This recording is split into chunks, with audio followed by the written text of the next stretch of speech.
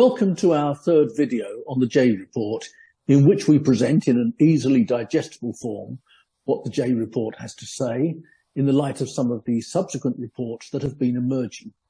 However, I think we're going to have to touch on some other things which it does not say, because already there is some misunderstanding and perhaps disinformation being talked about. In our first video, we set out the verbatim executive summary and conclusions, reading directly from the report, and then we used the second video to explore the two cornerstone principles for restoring confidence in the Church of England's safeguarding. I set out the way in which English law defines independence first, because the two charities that Jay proposes are very clearly independent, but also because the alternative, non-independence, is what created what the report describes as the collapse of confidence in the present system of operational safeguarding.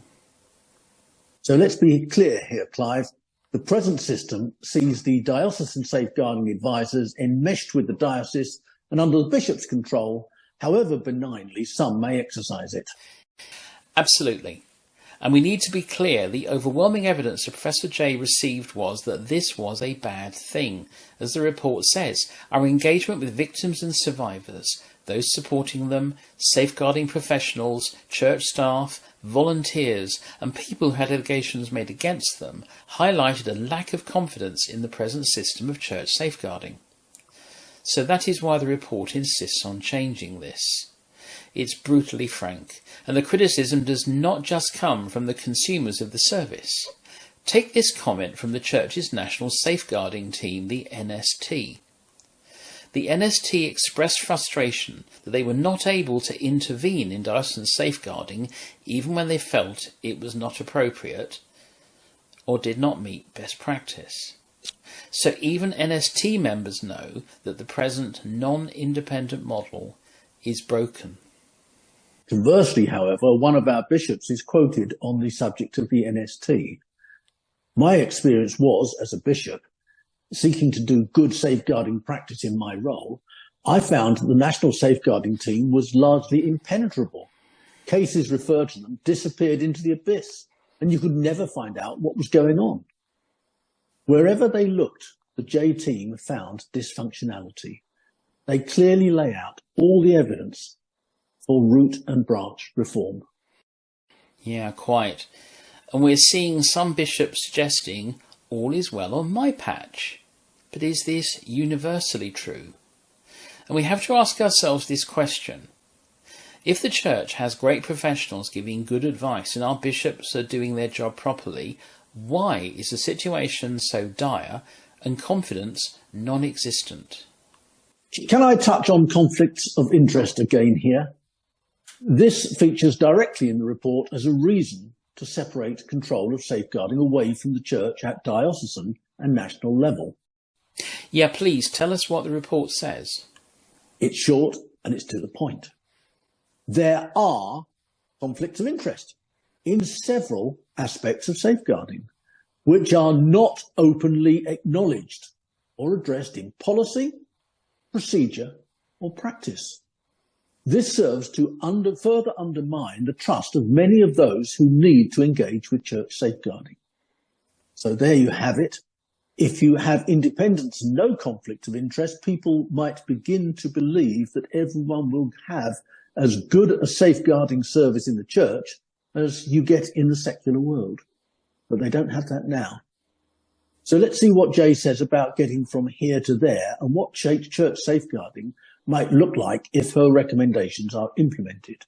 And at the same time, hopefully dispel some of the myths which are circulating. Well, it starts with a simple new chain of command.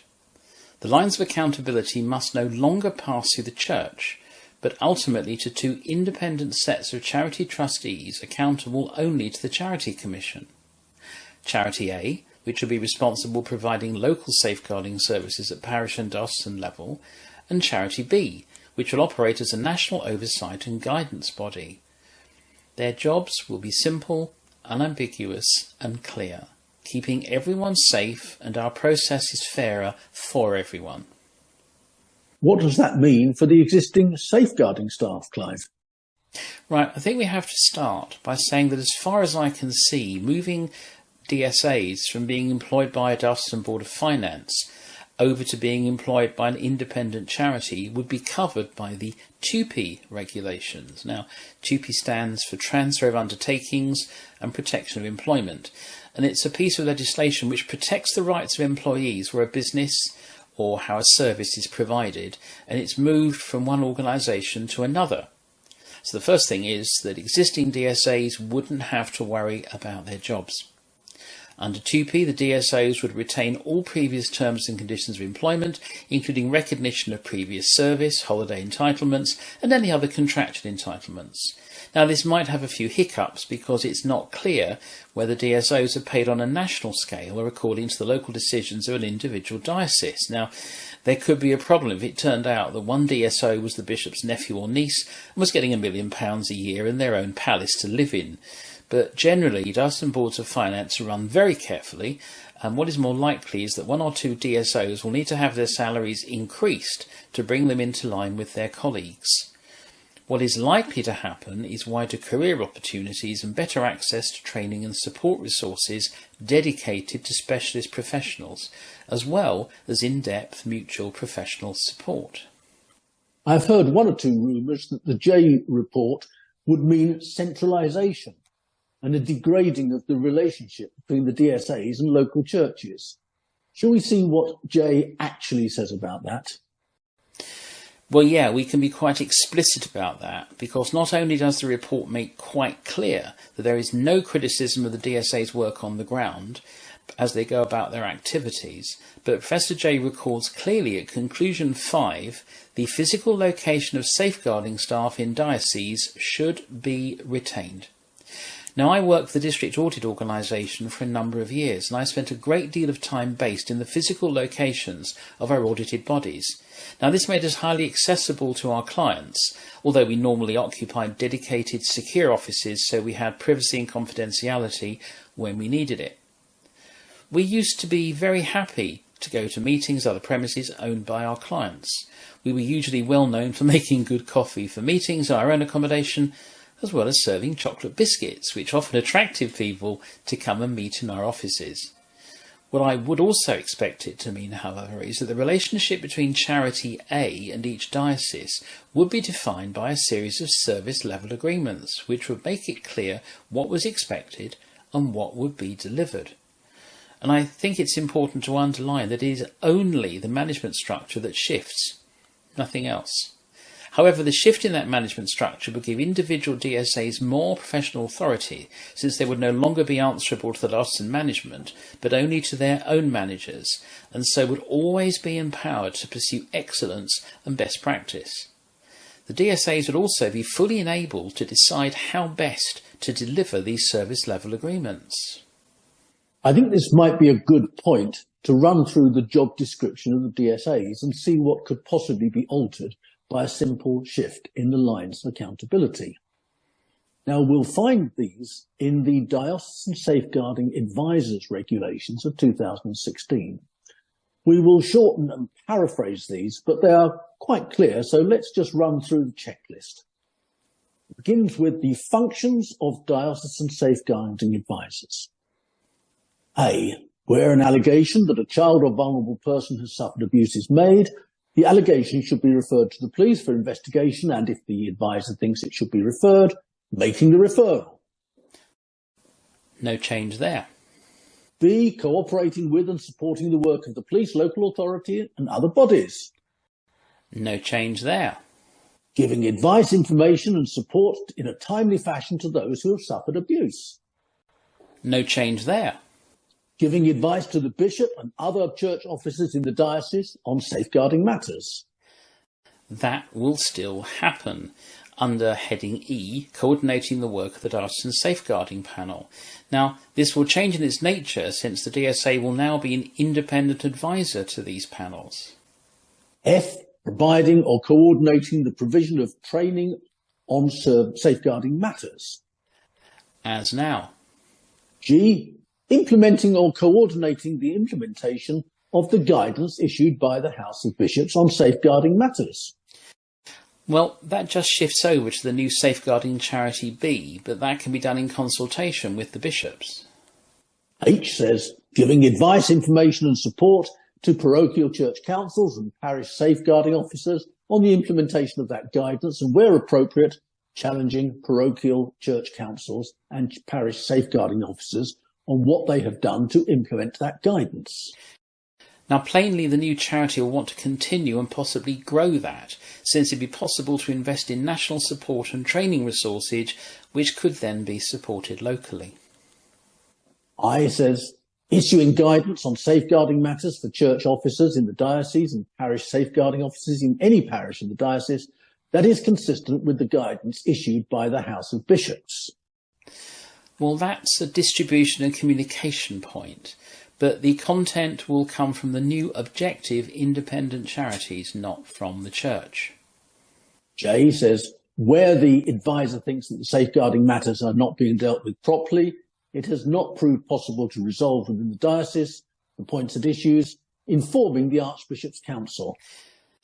Now, this is where the existence of two separate charities improves the quality of safeguarding. If Charity A is dissatisfied about a safeguarding matter in a diocese, it could potentially escalate that to Charity B, who could not only intervene directly with the diocese, but also refer it up to the Archbishop's Council. Now, this is quite a step up in terms of service quality, since hopefully very few matters would need to be raised with the Archbishop's Council.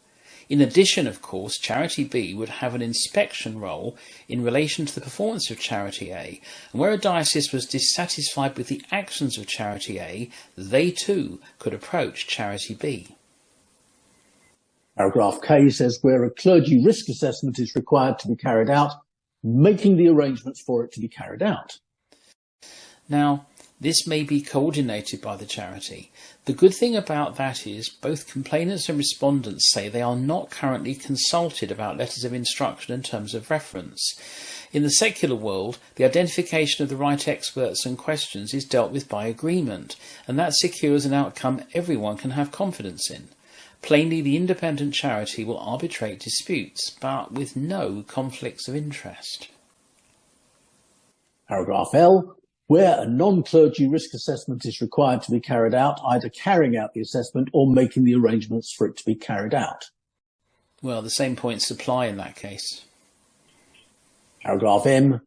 Giving advice to the bishop and other church officers in the diocese on the conduct of a clergy or non-clergy risk assessment, and where such an assessment has been carried out, advising on the steps to take in the light of it, and monitoring any such steps as may be then taken. Well, that will change. The discussions will be with the charity professionals. Bishops will simply receive advice from their professionals, and that should make things much easier for them. Paragraph N. Promoting good practice on safeguarding matters. Well, that will continue with additional resources potentially provided countrywide. Paragraph O, taking such other action in connection with safeguarding matters as the advisor considers necessary or appropriate. Now, this work will be a matter for discussion between the DSA and the charity, and I could envisage there being regional support groups of DSA colleagues to offer support and advice to individual DSAs where this might be required. There would also be proper escalation routes if a local DSA's professional opinion was that something was necessary but they were opposed within the diocese. Equally, this would operate as a safety valve against a DSA asking for something unreasonable. That is really important, Clive. We know of at least one case where a DSA was insisting that all complainants must be believed. Now, that was an approach that the law sensibly rejected 30 years ago. The fact that a DSA had not got the memo is very alarming. The well-established and balanced view is, of course, that one should always listen to the complainant and take what they say seriously. But I just want to interject here and say that there is a problem because not all DSAs are professionally regulated, but under the new charitable structure, they will all have a degree of quality control. It's nigh on impossible under the present system to correct such problems if the bishop and DSA are obstinate. Reform is glacially slow and injustice abound under a more independent structure. Injustice and occasional incompetence can be more quickly addressed by a body whose only job is to bring our safeguarding up to the standards that we take for granted in secular settings. If the charity breaches a person's human rights, they can be sued in the civil courts or reported to the Charity Commission. They will have only one job and be expected to do it with impartiality and expertise. And that is really where we need to aim for. Up until now, the Church has not had confidence in its capacity to do safeguarding consistently and well, owing to a lack of good DSA safeguarding advice provided by well-resourced, consistent teams across the country.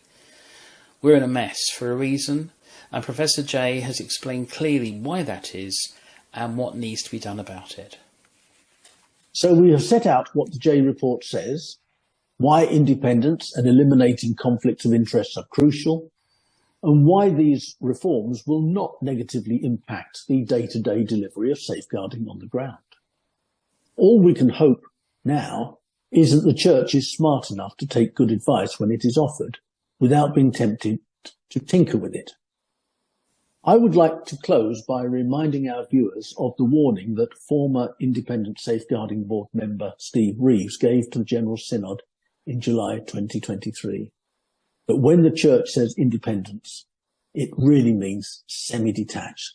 This has to change. And I'd like to close by quoting something recently said by the Right Reverend Dr. Helen Ann Hartley, the Bishop of Newcastle, that implementing the J recommendations would afford the opportunity to establish a body that other faiths and Christian denominations might use. Professor Alexis Jay has, in my opinion, opened a way to allow not only the Church of England to excel in its safeguarding practices, but also to enable other churches to improve their practices so that every place of worship is safe and the scandals of the past can be consigned to the past. Professor Alexis Jay has been responsible for highlighting the weaknesses in safeguarding in churches. The Church of England is currently a complex mare's nest comprised of 42 charities of variable, inconsistent quality and a chaotic superstructure of committees which cannot sort out problems quickly and have not addressed injustices or held people to account. Neither is there any transparency. This needs to change. The Jay Review is offering a clear path to putting things right. Let us hope that everyone has the good sense to listen to her.